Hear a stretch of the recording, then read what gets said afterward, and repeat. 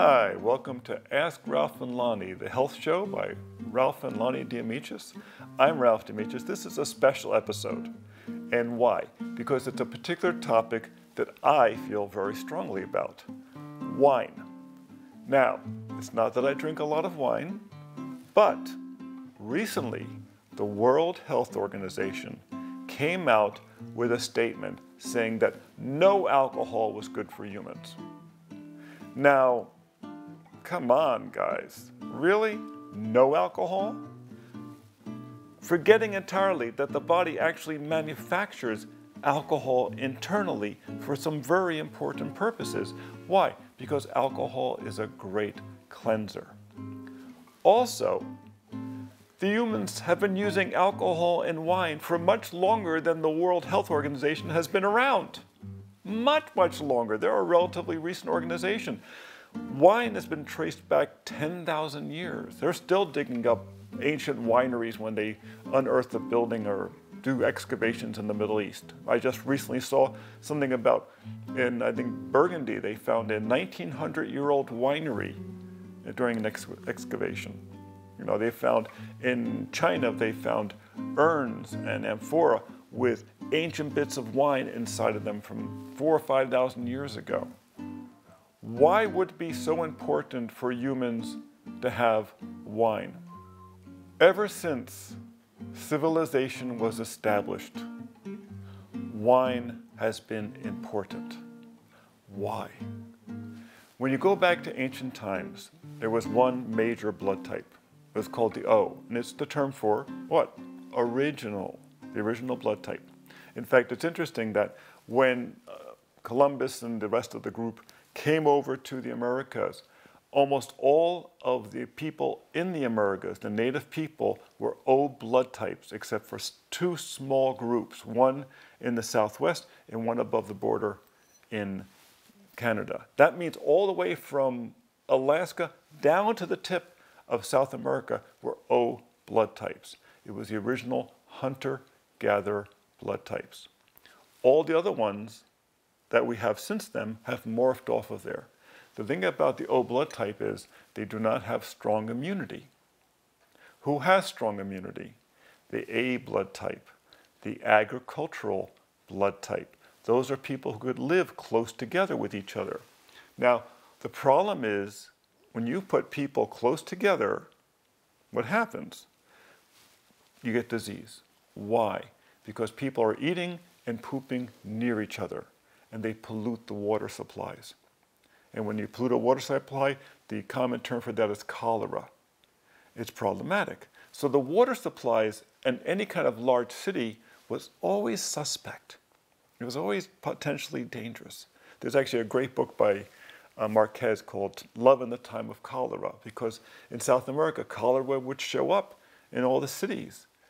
You know, and this is all, it's a very complicated love story that goes on for many years between several different people in this time when cholera would appear periodically. And one of the people, of course, in there was a physician, so they would have to deal with this. It was an issue as early as into the 20th century, polluted blood, water supplies. Well, the way they dealt with it was they would add some wine to the water. Why? Alcohol, that thing that the World Health Organization says is not good for anybody, alcohol helped keep the water supplies safe, okay? They would add a little bit to the water so they could drink it. Now, if you lived in the country and you had a well and people weren't around it, then it was safe, of course, but in the cities, they always added alcohol. Now, in England and in the northern European countries where they did not make alcohol, they made beer. And they would say that babies in England would go from mother's milk to weak beer because water supplies were not safe in the city. Now, it's interesting that it wasn't until the discovery of the New World when the plant hops was brought back from the New World, from the Americas to England, that it was then added to beer and it acted as a preservative. And they could actually save beer. You see, they used to brew the beer underneath the building, and then they would drink it fresh. It couldn't be saved. It wasn't a potable beverage. It was something that you only could drink it fresh. Wine, on the other hand, because of its alcohol content, but also its antioxidant qualities. It has what's called proanthocyanidins and various different phenols and what we know as resveratrol. Those things prevented the wine from going bad. That and the sulfur compounds, what are called the tannins. The tannins are a sulfur compound found in the skins. That stopped the wine from going bad. So you could put it into a bottle or put it into a keg, more commonly, is the way people would have it, and you could preserve it. It was the only potable beverage other than water.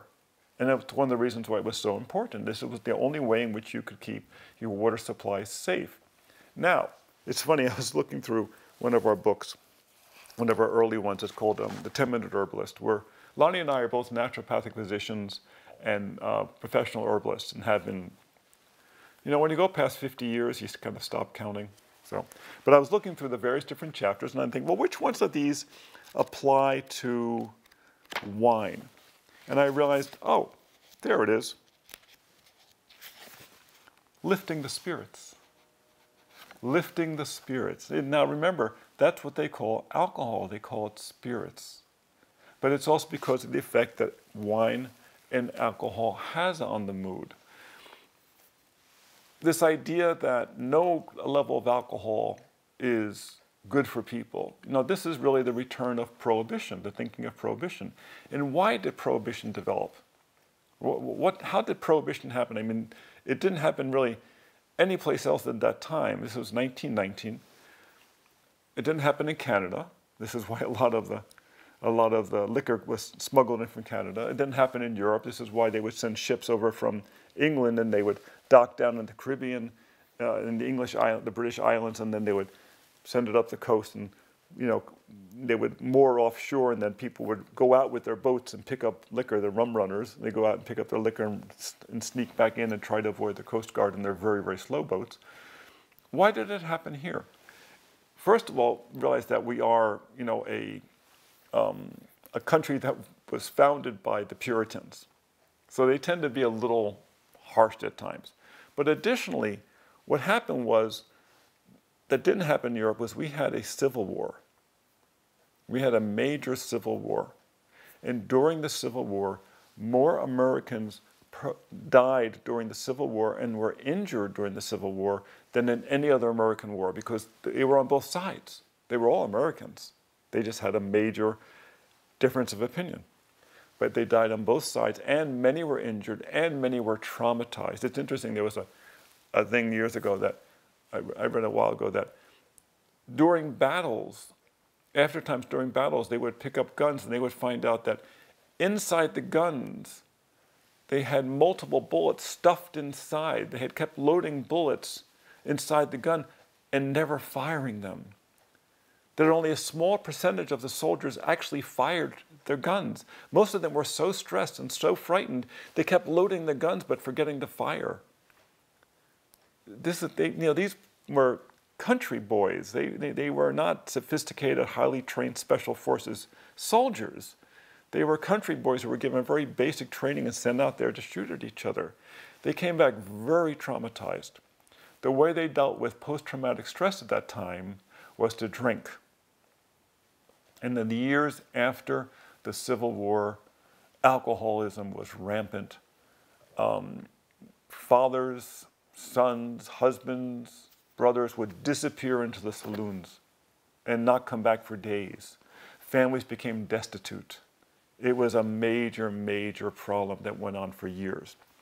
Then after that, as we got to the early part of the 20th century, we had the Spanish-American War. That was not as traumatic, but it was also very deadly, because actually more soldiers died in that from disease because they were down in the tropics where problems with malaria and other types of insects were killing soldiers. It was still very traumatic. And then you had the First American War, World War I, right? In the World War I, Americans entered it fairly late in the war, but what happened was when they started coming back traumatized, remember this is trench warfare. It's just the most terrifying kind of warfare you can imagine. I mean, you're stuck in holes and then told to get up and run towards machine guns. It was terrifying. When they came back, they started drinking again. And the problem was, or maybe the reason why Prohibition began, was that the people who were living at that time, many of them remembered growing up in households where fathers and grandfathers had come back from the Civil War and disappeared into the saloons. That demon rum, demon alcohol had caused this. And this was not the first time that hard liquor caused a problem. Realize, hard liquor is a very different situation than wine. When gin was first introduced to England, because remember, gin is they're relatively recent inventions. It's about 1800s. When they first arrived in England, it happened during the Industrial Revolution. So here you had all these traditional craftsmen being dispossessed from their careers. It used to be that gunsmiths would make individual guns, and blacksmiths would do a lot of the hand labor. They actually, lost their careers. They had to go into the cities and try to find jobs there. And a huge number of people got dispossessed and went into poverty and moved into the cities, into London and the other big cities, with no work. It actually developed this incredibly complex class of thieves. There was like multiple levels of thieves because there were so many of them trying to survive in the city. And this is one of the reasons why they started taking ships of the line, the English warships, putting them in the harbors and turning them into prisons. And then they had discovered, they knew the English didn't discover Australia, but they had claimed it. They said, let's send them there. And they started sending their prisoners off to Australia. Why were there so many prisoners? Because of gin. Because rampant alcoholism became so widespread in England from this introduction of spirits, of hard liquor. So the same thing now is happening in the 1920s, or in the years 1916, 17, 18, in the years right after the First World War. And people freaked. People looked at this and said, this is just horrible. We've got to stop something. And the temperance movement had actually happened at the time of the Civil War, in the years following the Civil War. That's when the movement started because of this same phenomena. And so they got it pushed through the Congress and made alcohol illegal. Well, in Napa, there were about 150 wineries, and overnight they went down to 3. In Sonoma, there were about 100 wineries. They went down to like 3 at the same time. The only ones left were the ones that could make wine for the churches and for the physicians. Those are the 2 places. Yeah, pharmacies could have alcohol. The breweries were all shut down. They were shut down completely. Why? It was 1919, right at the end of the Second World War. They were mad at the Germans, and almost all the big brewers were German, so they shut those down. But all the wineries were shut down except for the ones for the churches. Why couldn't they shut down the ones that were making wine for the churches? What is America established on? Freedom of religion. If they stopped them from having wine in the Catholic churches and in the Jewish temples, they were interfering with freedom of religion. Remember, what was Jesus' first miracle? At the wedding, he turned the water into wine. Jesus was a winemaker. It's all through the Bible. It shows up all over the place. When Adam and Eve had their sons, Cain and Abel had to go find work. What kind of work did they do? One became a shepherd, and the other one tended vines. What kind of vines do you think they were? Huh? You think they were berries? Well, guess what? Grapes are a type of berry. And once again, this is the sign, when you talk the story of Adam and Eve, you're talking about the movement from the Paleolithic period, from the hunter-gatherers to the agricultural period. They left the garden of the Paleolithic period and went into cities. That was the beginning of agriculture. So the use of grapes and vines have always been essential for this. But when they did Prohibition, what did they do? They made it illegal to make wine except in these small situations. But it also happened at a time, 1919, when the second big migration of Italians were coming to the United States. And I'm not sure if it's still true, but at one time, the Italians were the largest migration ever to come to the United States. About 60 million came to the United States. A bunch more went to South America. There's actually more Italians left Italy than are in Italy today. So in 1920 was part of the second big Italian migrations. And wine was an important part of their diet. Remember, in agricultural communities, wine was an important source of calories for people. It wasn't just to purify the water and to make them feel better and to improve the mood and things like that. And when people get older, wine is very helpful because wine is fairly acidic. And as you get over age 50 or so, your digestion gets weaker, your stomach acids go down, and the acid in the wine helps with the digestion. This is why many people, as they get older, find that having a little wine with dinner really helps their digestion in a very positive way. Also, if there's any type of pathogens in the food, the alcohol in the wine will neutralize that. There's a lot of benefits that come from this. The proanthocyanidins are very good antioxidants. So they couldn't really outlaw wine entirely for the Italians, but the thing is with the Italians, most of them had local winemakers. They had someone in the community that made wine, and they would buy grapes and they'd make wine for their locals. And it's like that today in Italy. When you go into any little town, there's little local winemakers who, people bring their jugs by and fill up from the barrels. So they said, okay, we'll allow wine to be legal, but it can only be like 1% alcohol. And that lasted like 15 minutes. Because at 1% alcohol, the wine won't even last because the alcohol is part of what preserves the wine. So they said, okay, and they moved it up at 8 or 9%. The thing is, who's coming by to check? Now, the reality is, the way most European wines were made for years, wines were normally 9, 10% alcohol. They weren't that high. There's places in Europe now where you find wines that are 6 and 7% alcohol.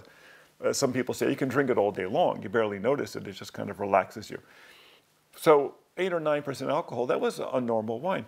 And I know about these winemakers because my grandfather was one. He had been a winemaker in Italy. And what happened was in the late 1800s, phylloxera, the bug that lives in the soil in the United States that attacks the European vines, had made it to Europe. It made it to France. In the late 1800s, it made it to Italy. And at that time, 80% of working Italians worked in the wine industry in one way or the other. They were major producers in Europe. They'd been shipping since Roman times. In fact, during Roman times, the Romans had given Italy the sole right to export wine. Other places could grow it. Other places could make it, but only the Italians could export it. So they had developed this tremendous infrastructure. And then when you go there, you see it's planted all over the place. All these terraces have been around for hundreds and hundreds and hundreds of years. So like the Cinque Terre, when you go there, all these hillsides filled with grapes that seem to go straight up. It's like that through much of Europe. In Austria and Germany, it's also like that. A lot of terraced vineyards. Huge amounts of work have gone into that. So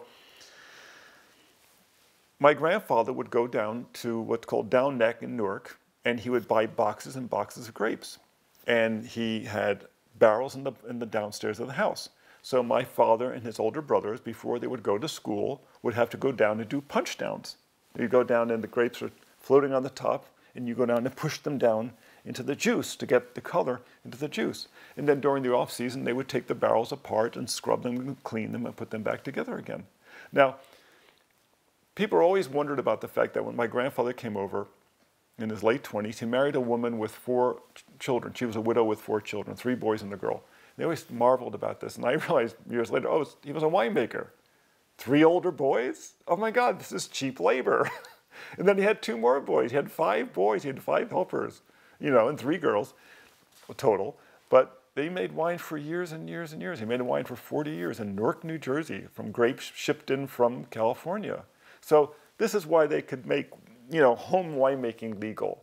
Now, what was funny was that while normally you would think prohibition is going to be horrible for wine country, it was really good for the growers in Napa, but especially Sonoma. Why Sonoma? Because in Sonoma, there were a lot of Italians. The climate of Sonoma is very, very similar to Piemonte in Italy, northern Italy.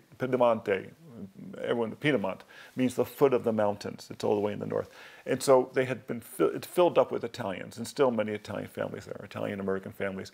So they knew, they had a lot of connections with all the Italians along the Northeast, New York, New Jersey, especially New Jersey, all the way down to Washington, and they shipped grapes for 13 years. There's actually beyond that. They've been shipping grapes for years, you know, in refrigerator cars with dry ice.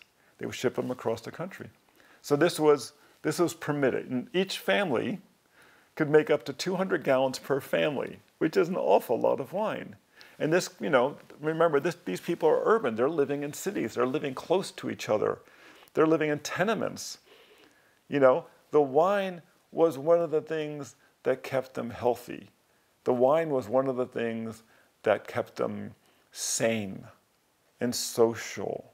It's, you know, it's a lubricating thing. Now, could people overindulge wine? Well, yeah, but it's a lot harder to overindulge in wine than it is in hard liquor. Much, much harder.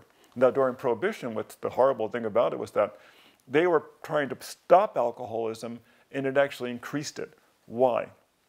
Because making wine illegally is hard. It's a very long process. You know, fermentation takes you 6 to 8 weeks. There's big tanks. You got to bring all the grapes, and everything's bulky. You got to dispose of the grapes. It's hard. Making liquor is very easy. You need a pile of corn. You need some water and some yeast. You know, a bucket, you know, it breaks down and create the alcohol, and then you need a small still. You could do it in a small room, and then when it's finished, it's much higher percentage of alcohol that goes into little bottles that are easy to transport. So in the course of the years, people moved away from beer and wine, which were relatively healthy drinks. A nice, modest amount of alcohol, a good hydration, proanthocyanidins, you know, relaxants, hops. Hops, for instance, which is used in beer, is a natural relaxant.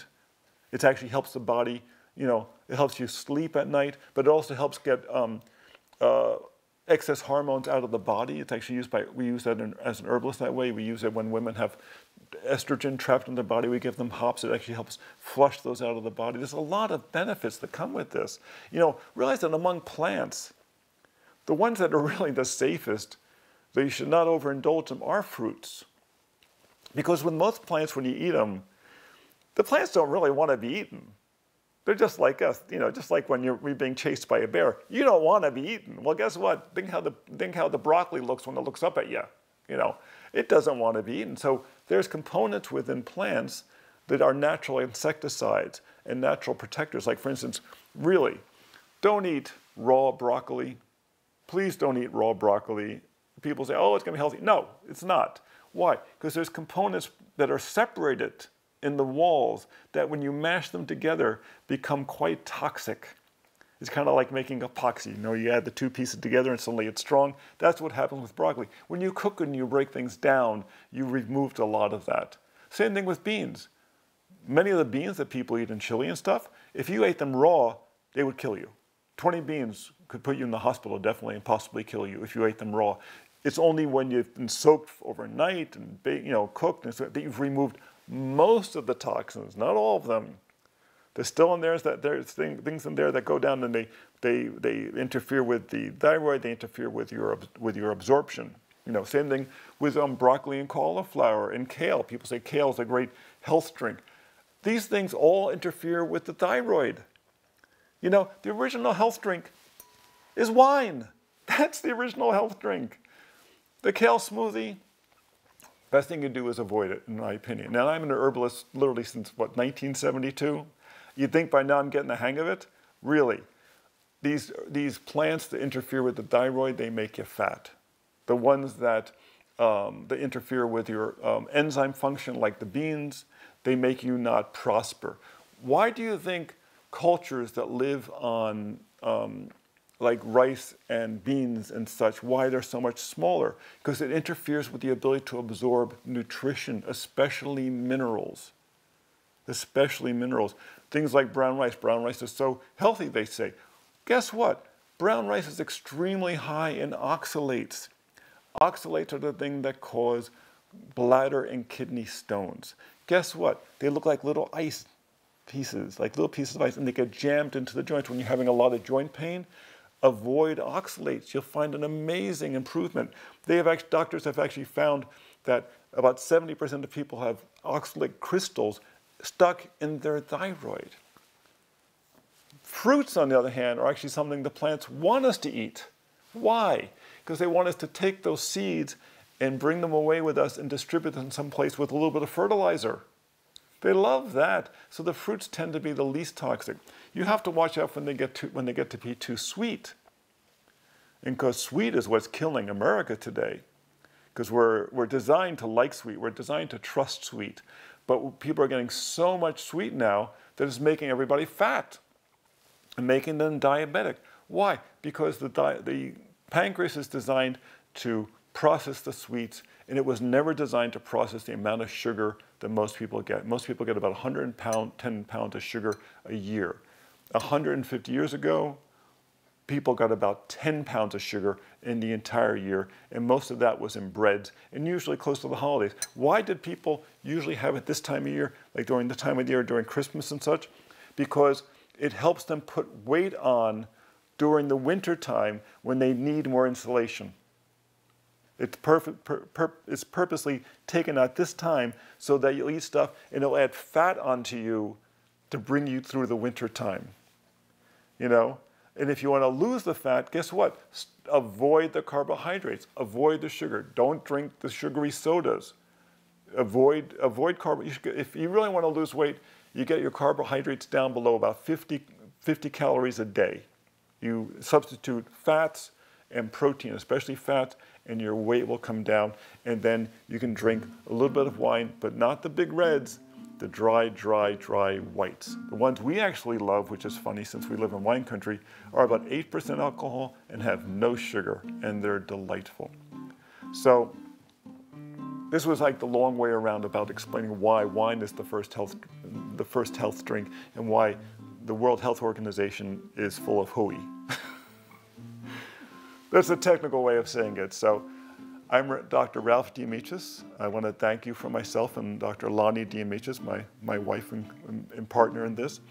This is Ask Ralph and Lonnie. You can find us at spaceandtime.com online, where you can find our various different books. And you can also find our astrology wine tasting calendar, which is a pretty unique creation. Until next time, be well and cheers.